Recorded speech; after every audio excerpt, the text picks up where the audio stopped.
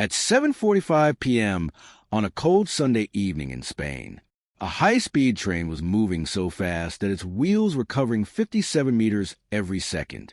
Inside, families were texting. Children were watching cartoons. People were planning what to eat when they arrived.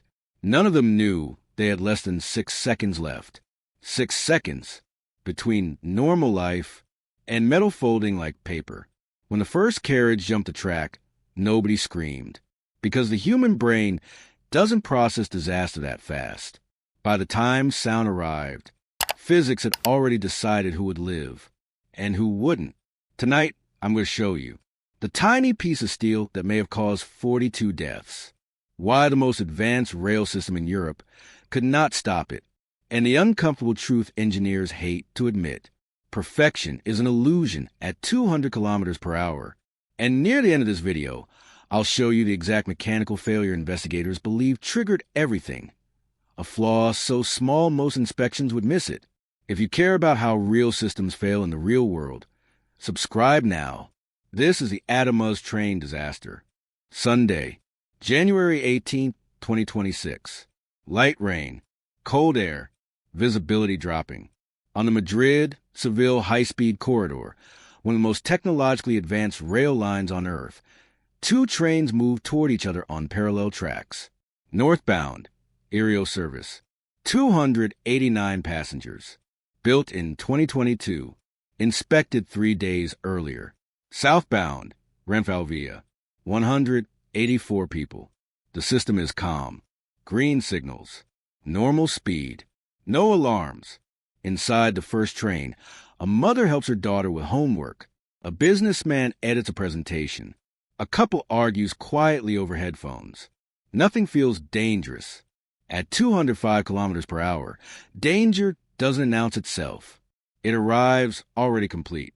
Investigators would later reconstruct the timeline. From derailment to collision, 6 seconds. The rear bogie hit something in the track. Not a curve, not a signal, not another train. Steel meets a gap. The wheels lift. 3 carriages lose alignment. Momentum, 400 tons of it, keeps moving forward. The train does not turn. It slides, sideways, across the second track. At the same moment, the Renf train appears through rain and darkness. The driver sees obstruction. He pulls emergency brake. Physics ignores him. Impact. Metal climbs metal. Windows explode outward. Carriages flip. Gravity finishes what velocity started. Survivors describe darkness. Not movie darkness. The kind that presses into your ears. Fuel. Hot metal. Dust. Phones ringing from under crushed seats. People calling names that never answer. Some passengers are upside down, hanging by seatbelts. Others are buried under luggage. Firefighters crawl through twisted steel for hours. A 6-year-old girl is found walking alone on the tracks. No shoes, no injuries, no family. She is the only survivor of her entire household. At first, authorities assume human error. They are wrong. Then they suspect speed. Also wrong. Signals? Normal. Black box? Clean. Then they find it. A broken rail joint. 30 centimeters of missing certainty. A flaw small enough to hide. Large enough to kill dozens. Engineers find matching damage on the wheels of earlier trains, meaning this defect existed before the crash. The system knew nothing. The train knew nothing. Physics knew everything. At high speed, trains don't ride tracks. They balance on them. Steel on steel. At 200 kilometers per hour, stability is borrowed, not owned.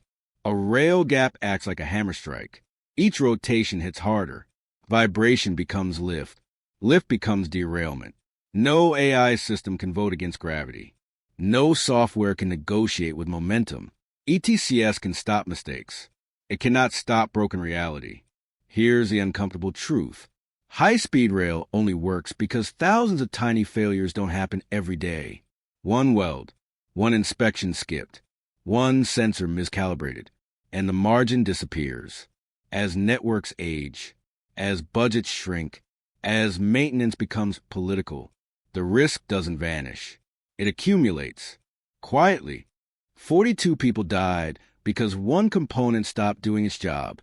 Not dramatically. Not loudly. Silently. If you respect engineering, respect its limits. If you trust systems, understand their cracks. Comment what you think failed.